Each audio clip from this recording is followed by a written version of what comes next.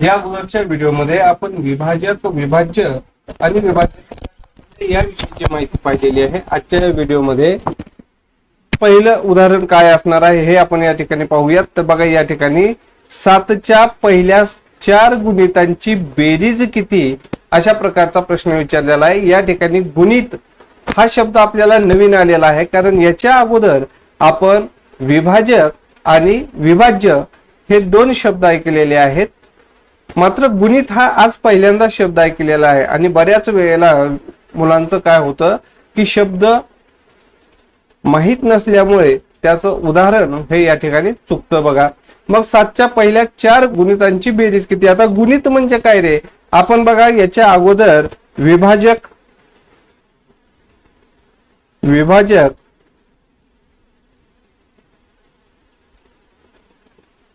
त्यानंतर विभाज्य हे शब्द ऐकलेले आहेत, बरोबर आहे का.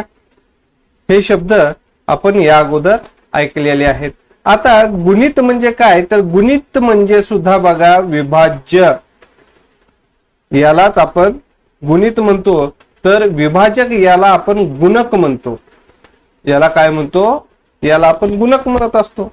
मग 7च्या पहिल्या 4 गुणितांचे म्हणजे 7चे जे काही विभाज्य संख्या कोणती आहेत रे, तर 7च्या विभाज्य संख्या बघा, 7 1 7 7 आहे, त्याच्यानंतर 14 आहे, त्याच्यानंतर 21 ही संख्या 7ची विभाज्य आहे, आणि त्यानंतर 28 ही एक संख्या 7ची विभाज्य आहे. विभाज्य आहे म्हणजे हे 7चे काय आहे, हे सर्व 7चे गुणित आहेत मित्रांनो. आणि या ठिकाणी काय विचारलेलं आहे, तर 7च्या सर्व गुणितांची बेरीज विचारलेली आहे. मग 7चे 4 गुणित आपल्याला निघालेले आहेत. आता याची काय करायची आहे आपल्याला, तर याची या ठिकाणी बघा बेरीज करायची आहे. मग 7 14 21 आणि 28 या सर्व गुणितांची म्हणजे विभाज्याची काय करायची आहे, बेरीज करायची आहे. मग बघा 7 आणि 4 11 म्हणजे या ठिकाणी 21 झाले. 21 आणि 21 42 42 आणि 28 मिळून होतात 70. म्हणजे 7च्या पहिल्या 4 गुणितांची बेरीज जी आहे ही किती आलेली आहे मित्रांनो, तर ही 70 आलेली आहे. आणि 70 ही संख्या कुठं आहे, पर्याय क्रमांक डी या ठिकाणी लिहिलेली आहे बघा, बरोबर आहे का.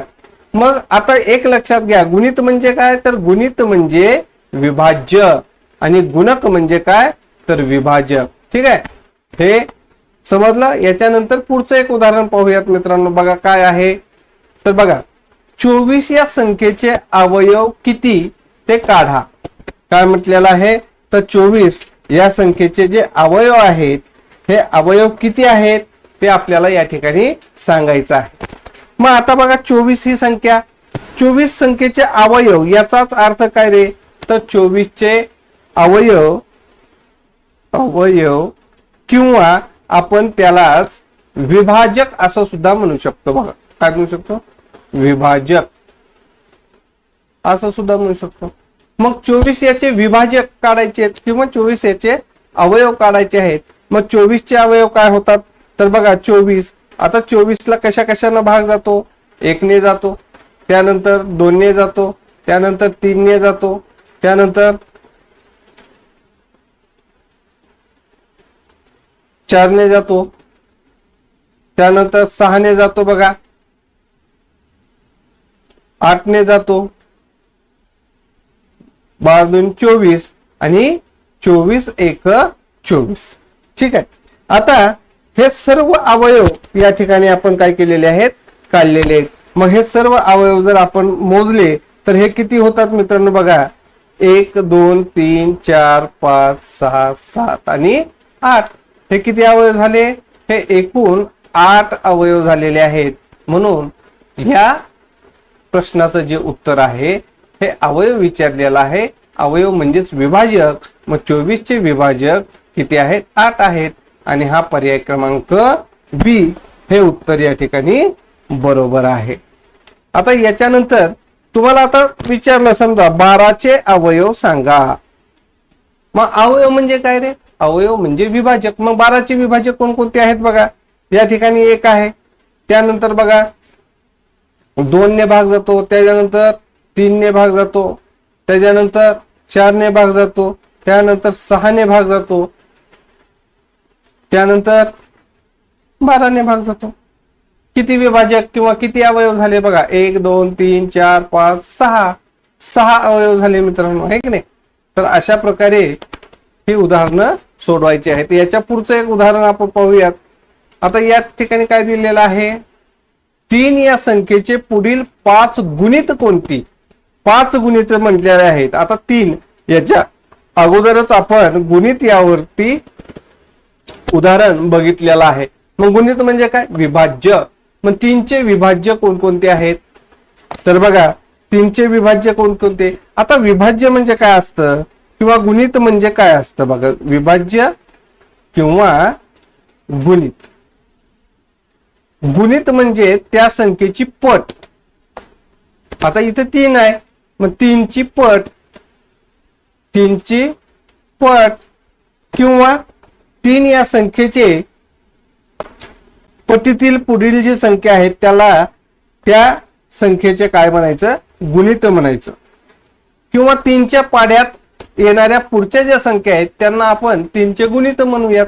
मग 3चे या संख्येचे पुढील 5 गुणित म्हटलेलं आहे. मग 3चे बघा, 3 1 3, 3 2 6, 3 3 9, 3 4 12, 3 5 15. मग 1 2 3 4 आणि 5 हे झाले 3चे 5 गुणित. मग आता असा पर्याय आपल्याला या ठिकाणी कुठं दिसतोय, तर बघा 3 6 9 12 आणि 15 या ठिकाणी पर्याय क्रमांक सी या ठिकाणी हा पर्याय दिसतोय. म्हणून याचं उत्तर हे पर्याय क्रमांक सी हे असणार आहे. ठीक आहे. आता याच्यानंतर बघा 42 या संख्याचे गुणक किती, काय विचारलेला आहे, गुणक आहे. मग आता 42 ही संख्या आहे आणि याचे गुणक विचारलेले आहेत, गुणक.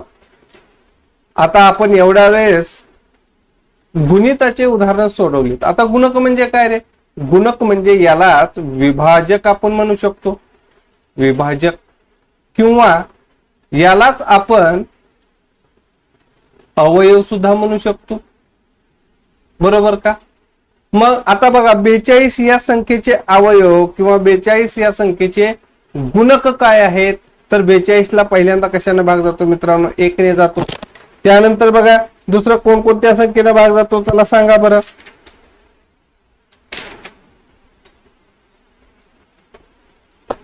त्यानंतर याला 2 ने भाग जातो का बघा, 2 ची कसोटी 2 ने भाग जातो, 3 ने भाग जातो, त्यानंतर 4 ने जात नाही, त्यानंतर बघा 6 ने जातो, 7 ने जातो, त्यानंतर 14 ने जातो, 21 आणि 42 या सर्व संख्यांनी काय होतो, 42 या संख्येला भाग जातो. म्हणून या सर्व संख्यांना आपण काय म्हणतो, 42 चे गुणक म्हणतो किंवा त्यालाच आपण विभाजक म्हणतो किंवा त्यालाच आपण अवयव असं म्हणत असतो. मग आता हे सर्व मिळून अवयव किती आहेत रे बघा बरं, 1 2 3 4 5 6 7 आणि 8 अवयव आहेत. किती आहेत, हे सर्व मिळून एकूण 8 अवयव आहेत. मग 8 हा पर्याय कुठं आहे, तर हा पर्याय क्रमांक ए या ठिकाणी आहे. आता याच्या पुढचं बघा मित्रांनो, गुणक आणि गुणित हे जर शब्द आपल्याला समजले तर हे उदाहरण अगदी सोपे आहेत. याच्यानंतर पुढचं एक उदाहरण पाहूयात. बघा 40 या संख्येचे मूळ अवयव किंवा विभाजक खालीलपैकी कोणते आहेत. बघा काय आहे, 40 ही संख्या आहे आणि या 40 या संख्येचे मूळ अवयव विचारलेले आहेत. आता अवयव जे आहेत किंवा विभाजक हे 2 प्रकारचे असतात मित्रांनो. एक साधारण अवयव. मग साधारण अवयव कोणकोणते, ज्या वेळेला आपण त्याला म्हणतो 1 आहे, 2 आहे, त्याच्यानंतर 4 आहे, 5 आहे, 10 आहे,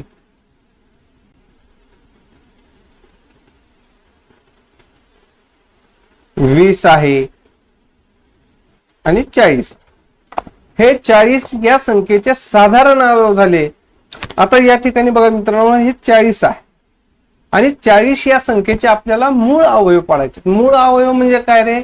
जसं की आपण याच्या अगोदर मूळ संख्या बघितलेली आहे. तर मूळ संख्या कोणत्या असतात की या संख्येला तीच संख्या किंवा 1 या दोनच संख्येनं भाग जातो, त्याला आपण मूळ संख्या म्हणत असतो. उभ्या मांडणीने या 40चे अवयव पाडूयात. मग काय करायचं रे? तर आता या 40ला भाग जाणारी सर्वात लहान संख्या कोणती आहे? तर 2 आहे. बघा 2 ने 40ला भाग जातो. मग बघा ह्या 2 ने या 4ला भागलं किती आलं? बे 1 बे आणि बे 2 4. हे शून्य जशाच तसं.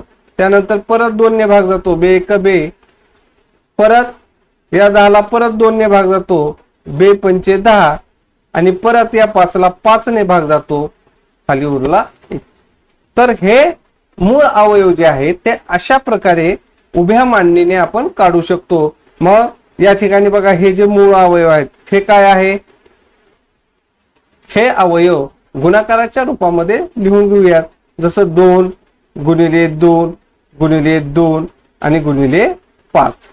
हे जे अवयव आहेत हे यांना आपण मूळ अवयव म्हणतो, कारण या ठिकाणी दुसऱ्या कुठल्याही 2ची फोड होत नाही किंवा 5ची फोड होत नाही. जसं की आपण या ठिकाणी एखादी संख्या घेतली, या ठिकाणी 10 घेतलं, मग 10ची फोड होते का नाही? बघा 10ची फोड कशी होते? 10 जर लिहिलं तर त्याची फोड 5 गुणिले 2 अशा प्रकारे होते का नाही?